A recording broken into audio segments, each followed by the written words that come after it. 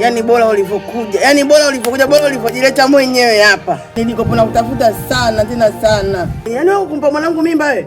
Na leo nambeba naondoka naye. Yeye unaondoka naye mguu kwa mguu. Ndio nimempa mimba, alafu nimekuja.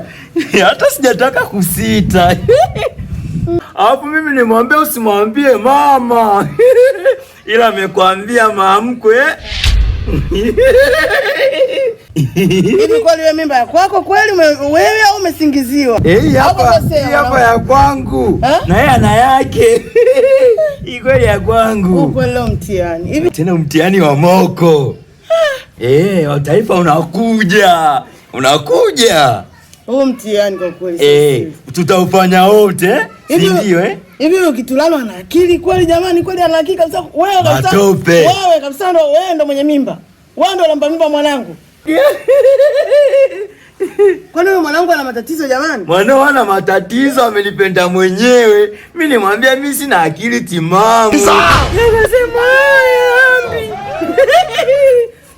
nimekwisha. Uwe chizi uwe taila unabeba unaondoka naye. Mamkwe, hapo niko naomba usaidie la mali.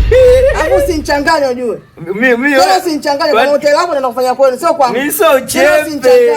Mimi sio chepe. Sasa kama wewe chizi, yeye taila, mtaondoka wewe chizi na taila mazio. Twende wapi? Huko. Mimi nimekuja tushote humu. Sina kwa kwenda. Huku. Sitaki chizi, sitaki taila nyumbani kwangu. Kama yeye aliamua kukupa mimba kabisa kanizalilisha msapa mimba. Sasa mimi sina kwa kwenda. Utajuana na wewe taila mwenzio akija hapa. Tutajuana. Ndio mtajua mnaenda kula polini, msituni, jalalani mtajuana wenyewe. Au wewe mamke uende msituni au sisi tulale ndani, unaona vipi hapo? Hivi kwani tunaongea, unajua unaongea na nani? Naongea na mamkwe. Unajua unaongea na nani? Wewe. Kweli mtihani wa moko. Kweli nimepatikana mwaka huu. Kweli? Mamkwe amepatikana, ndo huyu tumempata. Mamkwe, unaondoka? Mamkwe ondoka. Wewe? Mimi.